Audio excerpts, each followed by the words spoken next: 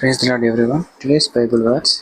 సముద్ర జలములను రాశిగా కూర్చువాడు ఆయనే, అగాధ జలములను కొట్లలో కూర్చువాడు ఆయనే. కీర్తనల గ్రంథము 33 అధ్యాయము 7వ వచనం.